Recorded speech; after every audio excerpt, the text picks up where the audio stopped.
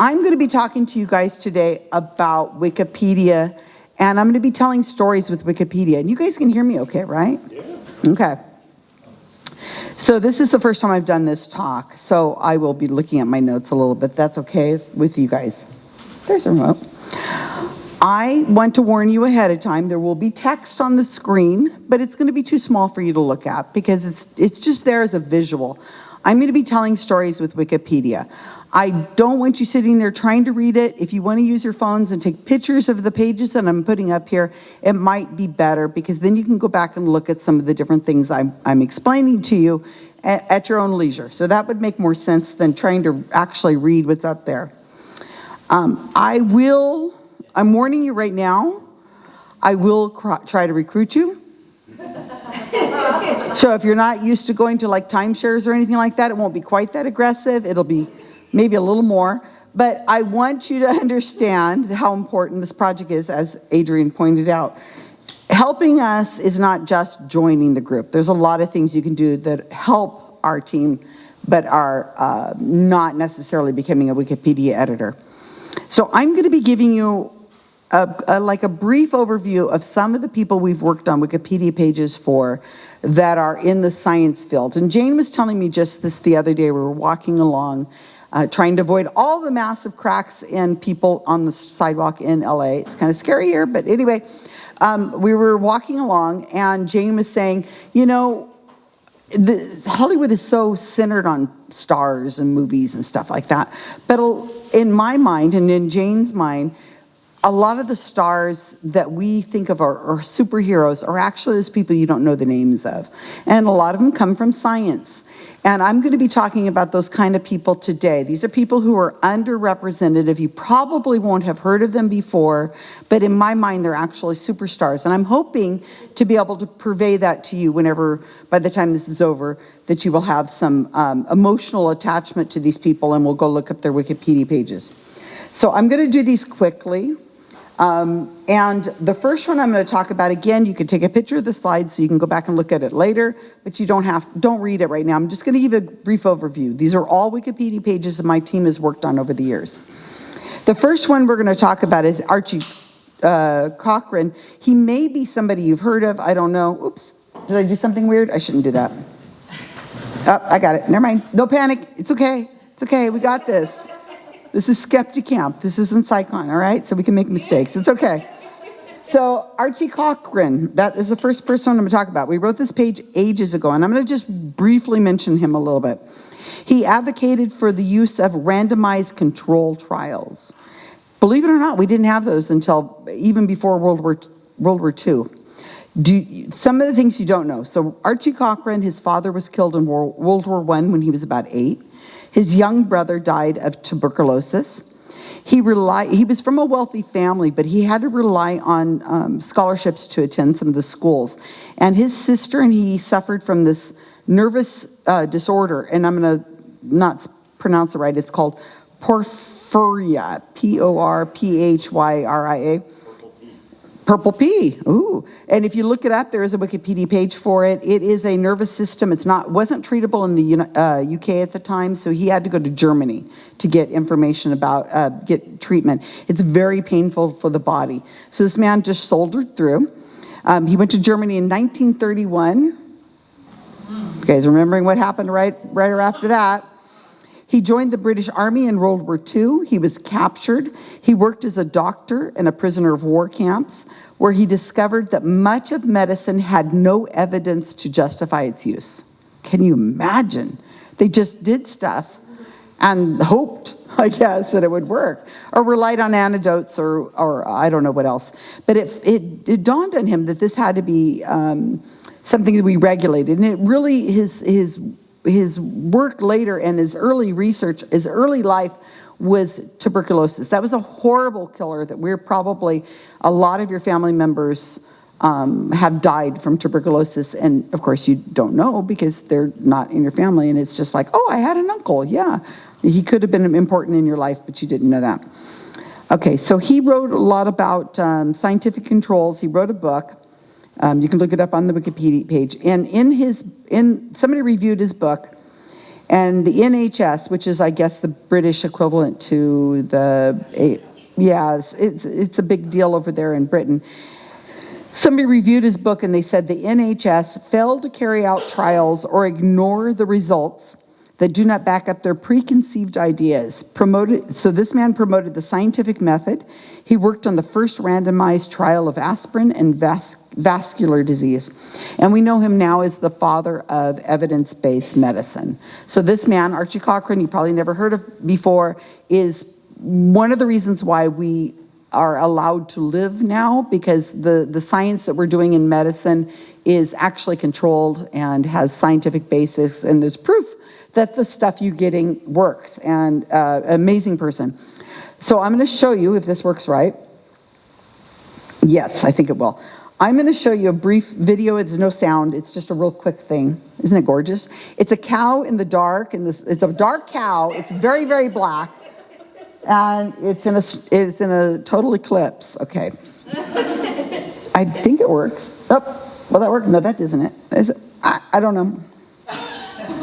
Pretend the screen is moving. Okay, here we go. Button pushed. Button pushed. There we go. Here's a button. I see it. I push it. Push button. Okay. This is the Wikipedia page before GSoW was involved. And what you're seeing here, it's moving, so that's good, is the Wikipedia page for Archie Cochrane before our team was involved. And just take a quick look. It's just a visual. You can see there's only so many citations there. Now, and red font is bad. We don't like red font. So here is the next, no, here it comes. It'll come up right now. Okay, here's after the Guerrilla Skeptics were involved, the dirty mole rats. Here's afterwards. This is his Wikipedia page. No photo, because nobody's uploaded one for me. I hate it when they don't do that, but whatever. Here's the Wikipedia page now, and you can see it is quite full. All the information I gave you today was off of that Wikipedia page, so it's got a lot more content. What we try to do is we try to humanize the people, especially scientists who tend to look like they're kind of, above everything. We want to make sure that they're humanized a lot. So you can see a huge difference in the Wikipedia page, the way it's there. The next person I'm going to talk about briefly is Alton Lemon. Nobody's probably heard of this person. But it is important because this man was a social worker, civil rights activist. He was in the U.S. Army. He was a member of the ACLU and the NAACP. He worked for the Department of Housing, the Department of Energy. He used the term ethical humanism. The FFRF, which is Freedom from Religion Foundation, gave him the award First Amendment Hero. He was the lead plaintiff in Lemon versus Kurtzman. You've heard of the Lemon Law, right? That's where it's coming from. So in 1971, tax funds were paid to parochial schools. Your tax dollars went right to a parochial school until this man got involved. So he was able to change it with this law, Lemon versus Kurtzman, and that's why our tax dollars don't directly go to parochial schools in the United States anymore. 30 years after the decision, he stated he was displeased at the erosion of separation of church and state. You guys may be aware of that a little bit. If you guys have been to SciCon, and I highly encourage you to come to SciCon, also Weekend Reason that Adrian's having up in Calgary, that it's going to be happening May the 4th. May the 4th be with you. I won't be there because I wasn't invited, but you're always welcome. I'm always welcome, but I could have to sit in the audience. But anyway, Eugenie Scott has been speaking about this, and there's a really interesting lecture on, and I will show you in a second about Eugenie Scott. So here we go. Here's Alton's Lemon's Wikipedia page. Before we got involved, you guys know the drill. It'll slowly pan through here, and you'll be able to see this is the before. I hope it's the before. It looks pretty good. It actually looks like the after. Let's see. And it has 14 citations on there. So let's see if the after is, if I make sure I got these not backwards. Take the training to become an editor. She says, I'm joining up.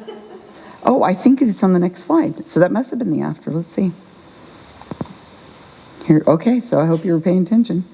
Here's the, guess I should, you know, I got here and I thought, I'm going to have plenty of time to go over my slides and practice, but no, I'm in a house with these three other women, and it's just constant talking, and we just talk all the time. Oh, I think that this is the whole screen, pretty much. I think, if I'm not mistaken, I think this is the Wikipedia pages existed before. So here's Skeptical Inquirer, Skeptical Inquirer has not come out with the video of Eugenie Scott at SciCon last year. So this is a screenshot of Rob Palmer. We all know the well-known skeptic. He is interviewing Eugenie Scott. And Eugenie Scott, one of the best talks at SciCon this last year was her talking about how the lemon law is starting to erode. And there's a lot of people who are ready and willing and ready to start creationism in the schools again, putting in the 10 Commandments, prayer in school. It's really close to starting. You'll start seeing it. It's happening all over the place now. So check her out.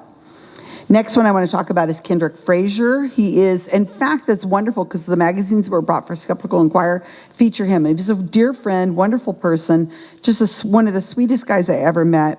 He was a science writer. He was the editor of Skeptical Inquirer forever. Just genuinely nice guy. He died a year or so ago. It was a sad loss. He's written many, many books. He was decades at Skeptical Inquirer. So here is his Wikipedia page. This is what it looked like before. You can see how it has got these flags at the top. These are alerts saying somebody needs to clean this thing up. It's a mess. And you'll see as it goes through here. Oh, Ken Fraser, yes. Ken Fraser, yeah, Kendrick Fraser.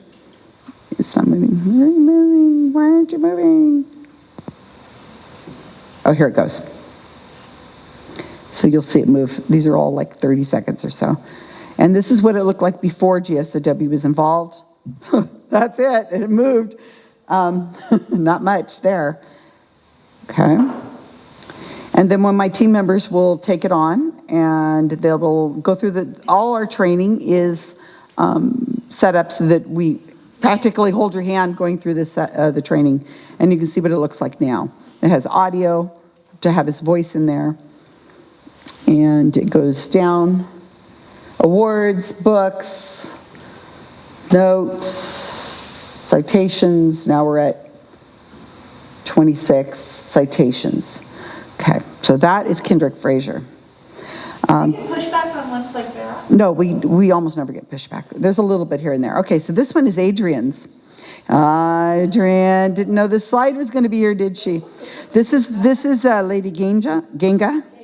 Her real name is Michelle Baldwin. She was the daughter of Kendrick Frazier. I just showed you. You haven't heard of her. She quit college to be a kayak instructor, river guide.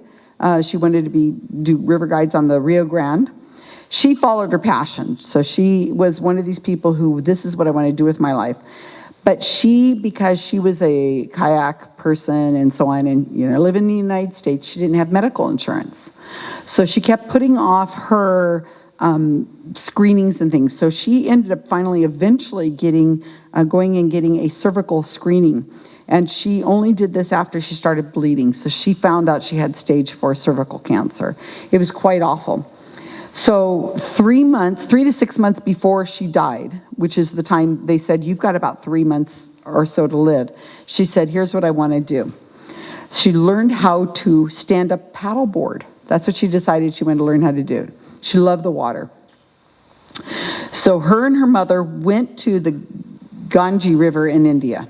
And they brought a friend who's a documentarian, and they filmed everything. And what they did is she spent, in India, days on a paddleboard, sometimes 11 hours a day on the stand-up paddleboard, and she's being filmed. And as she went through the different towns, she went all the way down the river.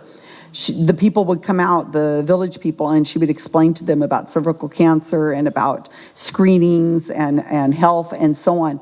So Michelle, Lady Ganja, she's the better one, I think, than the Lady Gaga. So anyway, so this is a really interesting Wikipedia page. Ken Frazier did not tell me to write. He didn't even mention it to me. I stumbled across the documentary on her. One of the things they did is they took the documentary that they filmed and then they screened it in India. And I guess another CNN or somebody followed that. And then they took in women from these poor villages, and they bust them into a place where they could get screened for cervical cancer. And one woman there, turns out she was in the early stages of cervical cancer. And so they saved her life because she would never have ever have gotten treatment at all. And she had a young son, and it was very emotional, and it was just really incredible. So I asked, I stumbled across that documentary, and I reached out to Adrian, and I said, you're the person to take this on. And she wrote this page, and you cried through a good portion of the, it's such an emotional thing. She was a Buddhist, this woman was a Buddhist, and when she died, her body was laid out and burned on a hill in Colorado. They arranged for that. It's an incredible, inspiring story of one of these people who saves lives, but you would never have heard of her. So this should be her Wikipedia page, if I did this right. This is what it looks like. And it's beautiful. We don't get any pushback for anything like this. We'd like to find inspiring stories to tell, especially in the science and the scientific skepticism world. It's telling her story with respect, with photographs and images is really important. And you can see her paddleboarding, and she was very close to death when she was doing this, and hours and hours and hours a day. And it was something she really was inspired to do. And you can see lots of citations. And after we wrote it, then we reached out to Ken and his wife and Ruth and told them what we did, and they were just like, oh my God, I can't believe you did this. This is so amazing. You did this for our daughter's history. Yeah, Wendy? How do you find the citations? We can't write a Wikipedia page without citations. Google search. Is there like... There's a picture of her and some of the women and some of the people walking in. I'll show you when you get your training started, Wendy. I'll wait. Okay, I'm about halfway through, so I think I'm okay on time. Like I said, I hadn't timed this. Okay, So this next person is Cresswell Eastman, again, somebody you've never heard of before. He's a clinical professor of medicine at Sydney University and Medical School. Public health projects, elimination of iodine deficiency. We were talking about iodine yesterday at lunch, and I said that'll become something important afterwards. So what this man had just learned is that in lots of the world, iodine is not a part of the regular diet of people, and it's very important to have iodine for people who are pregnant. And not having iodine in the development of a baby is going to have the child have learning problems. It's like lead pipe kind of stuff, having lead ingested in your body. It's very dangerous. It brings down the learning abilities of children. And in undeveloped parts of the world, or areas of the world that are not have the health care that some places do, this is a big deal. So this man travels all over the world. He goes and he speaks to people, and he advocates for iodine, and he says that the average person only needs a teaspoon of iodine over their life, but during pregnancy it's very important that you have to get it, especially when you're lactating and so on. So this man is been called the man who saved 1 million brains. So you've never heard of Cresswell Eastwood? This is a Wikipedia page that did not exist until my team member got active and said, I have many Australians that are on our team because I'm on the Skeptic Zone, which is an Australian podcast. I'm in there, and I've been asked to speak multiple times in Australia and New Zealand. So a lot of my editors come from there. Outside of the United States, most of my editors are Australian. So we got a lot of Australian pages we've done work on. This guy was extremely notable. Nobody had ever written a Wikipedia page until one of my editors, who focuses on Australian scientists, wrote this Wikipedia page for him. You can see lots of photos. Here he is interacting with children all over the world, Vietnam, Aboriginal children, all kinds of places you wouldn't even believe where this man has been able to do. This is all recent. I believe this man is still alive. So you can see down here the citations. Lots of citations existed, but nobody wrote the Wikipedia page. Nobody's in charge of Wikipedia, by the way, or very few people. And I am not running Wikipedia, contrary to what the UFO world seems to think. I am not, but look at this guy. I'm over. I'm busy approving edits right now. Okay. So look at this guy. He didn't have a Wikipedia page. I'm amazed at the people who don't have Wikipedia pages. It's incredible. All right. So Stanley Plotkin, I've talked about years ago. He's wonderful. This man is still alive. The pandemic really, before the pandemic, we didn't know about him. I don't know, everybody know who Paul Offit is? Very famous man in our community who became way more famous. And gosh, the hate I get, this guy has to have bodyguards with him because he is in so much hate. People, Paul Offit was with, served on a lot of the committees that, somebody tell me his name, that we learned the name of the guy who's in charge of our vaccines. What's his name? Fauci, thank you very much. Yeah, Fauci, he's on the, this guy helps, Paul Offit helps decide what vaccines we're going to be getting with the flu each year and all that stuff, and he's instrumental. So Paul Offit is a wonderful science writer, and he was very actively promoting Stanley Plotkin, who's a dear friend of his, and like trained him. So Stanley Plotkin has, I'm just going to throw out there, anybody here have anybody who's died of rubella, you know, German measles? Know anybody affected by German measles? Okay. How about rabies? Rotavirus? No?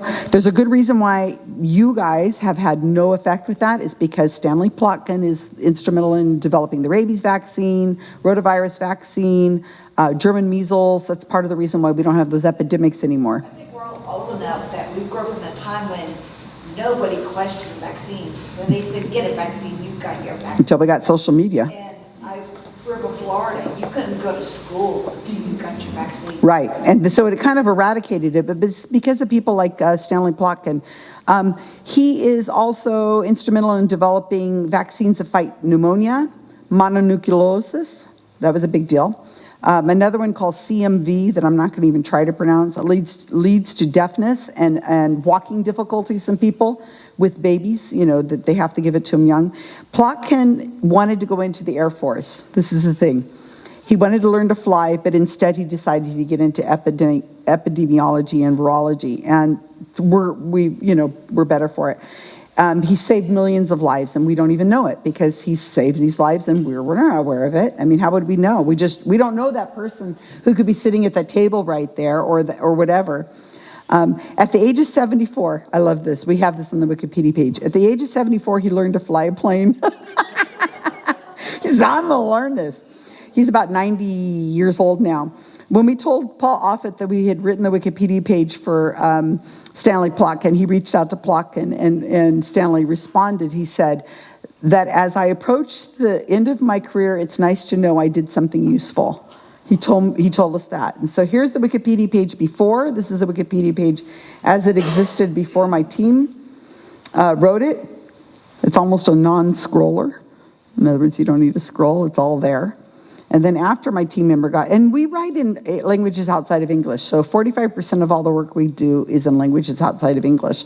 And we've written this in Polish and multiple different other Wikipedia languages, translated it. So you can see now he has a much more respectable Wikipedia page. The respect this man definitely deserves. And I'm almost done, so hang in there. Wait, you're not done yet. No, I know I'm not done. I just wanted to mention that this past week, there was an article in the New York Times about measles. Mm-hmm. I know I made a joke about measles, but here's the relevant part was that they quoted Dr. Offit, and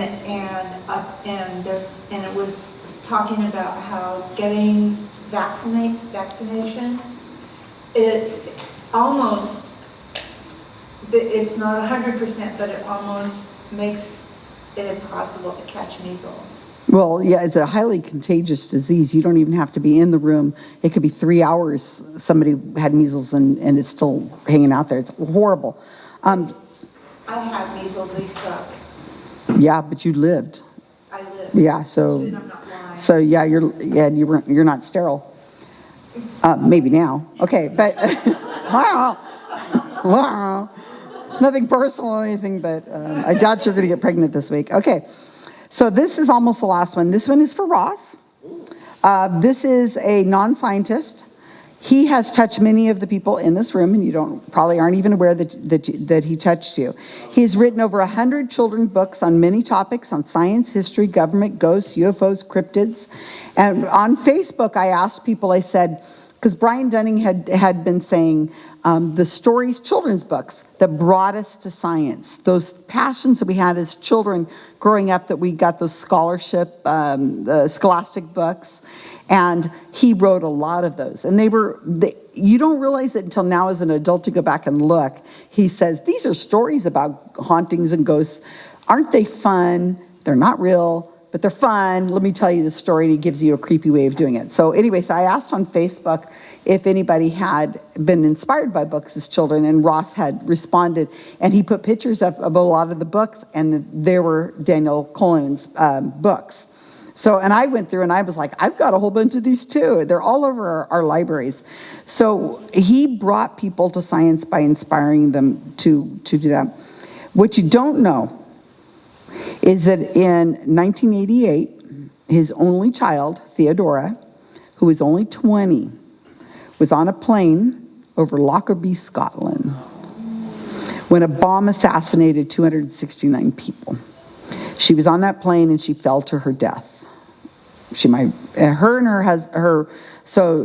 Daniel, who'd given so much to people, his wife was Susan Cohen. What an awesome name. But Susan, she worked for CNN at the time, and they took over their life. She said, this is not only the worst day of my life, it was the last day of my life, is the death of her daughter. They advocated a lot for what happened in Libya and getting the settlements. It's really, really, really involved. You can read the Wikipedia page if you want more information. But this man inspired so many of us. And here's the Wikipedia page before. Isn't that embarrassing? Look at this really important man to inspire so many people. And then if you look at this, this is pretty much it. It's really embarrassing. So this is the Wikipedia page. Now, the people who rewrite these Wikipedia pages a lot of times are beginners. These are people that I teach their training. When they go through training, to finish my training, which is about 4 months, it happens over Facebook and Google Docs. I do all the training. When we're done, they have to rewrite a Wikipedia page. So this is one of those pages that was rewritten by one of the trainees, and you'll see it right now. So here it comes. We like to focus on biographies. They're really interesting to do.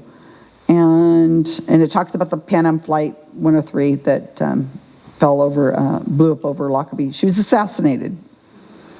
And this is a much better page. I think that's my last one. Let me see. Oh, here's the article I wrote about it, and that I was talking about with Ross. And Ross, you're quoted in this article. And this talks about a lot of the books he wrote and how they inspired a lot of us. So I'm about at the end. So what I'm going to do is I'm going to talk about some numbers really quick. So not everybody could be in my GSoW project. It's not for everybody. I own you once you work, and a lot of people aren't into that. So, well, it is a very intense training. It's not hard. It's like taking a cooking class or something. There's a process. When you finish with us, you are an awesome Wikipedia editor. You are in a cabal. We put you in a secret cabal. You have faux community. Everybody hates you except for maybe the people in this room, and the scientists and some people like that. But you have to be a self-starter. You have to be very comfortable with Facebook and not just open an account. You have to be active, because our whole team is actively communicating on Facebook in a private group that nobody can get into. We use a lot of Google Docs. You have to have the time to train, because it takes about 4 months. I teach you a lot. I need people but outside of becoming one of my Wikipedia editors, a lot of Wikipedia pages are missing images. We need audio. Some of these pages that I was just talking to Dave today about the Magic Castle. I wrote the Magic Castle's Wikipedia page and several people in it. I am having nothing but trouble getting pictures uploaded. It's such a pain in the ass, because we can't just take a photo from the internet. We have to have it uploaded. So I'm asking for you also, if you know of places I can give talks to help influence people to join, especially if they're in the science world. I really need people to help me get into the science world. We're well known in the skeptic world, but the science world, I need people to be able to speak to audiences that are scientists or science advocates, so that I can get them to train with me. So I'm always looking for articles. I'm always looking for lots of things. There's so much information. So this is the last screen that I'm going to show you. This is got a number sign on here because I'm able to track all the work that I do. And I'm only able to track that because of Kyle Polish, who's the data skeptic, who was living here for very long. He's given lots of talks for us. He created the system where I can upload all my data into a database where I am able to access it, and I only keep in there the pages we've written completely or rewritten. Not just the little fiddly stuff we do every day, which is constantly. We are able to track those pages, and we've written 2,214 as of this morning. 2,214 Wikipedia pages. That's a freaking amazing. I am shocked that anybody does follow me and like listens to me. I'm a baby photographer by trade. And 45% of the work we do are in languages outside of English, and because we like numbers, right? So just tracking those 2,214 pages, just that. You guys were sitting down? Well, everybody but Stephen's sitting down. So those 2,214 Wikipedia pages, and you saw Adrian's number. She's got how much in total? It was 2.7 million, over 1.7 million. 1.7 million. 1.7 million just for the 4 pages on ghost photography and stuff she's done. We've written about 100 pages on virology associated with the anti-vax community. Oh my gosh, you guys. And those are over 1 million views. So as of this morning, I just checked, we're at 162,595,809 views of those Wikipedia pages. Just 2,000 pages we've written. So it has a huge impact. And not just, my team is amazing. And not just for the individuals who are going there, but a lot of bloggers, the media, the government, lots of people use Wikipedia all the time, and then they put their content into the Wikipedia article, into the article they're writing, and then it's disseminated further. Podcasters, the news. So what we write, we can find is being used in articles all the time. They're totally plagiarizing us. That's fine, that's what we want. We want them to get good information, but a lot of kids all over the world are plagiarizing our information right now for their school projects. And we're okay with that because we want them to get the best information possible. So if you do want to, helping students since 2010. So here is a lot of our information is on my About Time project. I am in my fingers in a lot of pies. Thank you. Yes, I'm on time. If you guys want to check out the abouttimeproject.org, I'm not seeing photos being taken of my screen for some reason. I don't know why. But I would hopefully you'll visit the Wikipedia pages and you will visit our website and get more information from us. And with that, I'm on time. Thank you very much.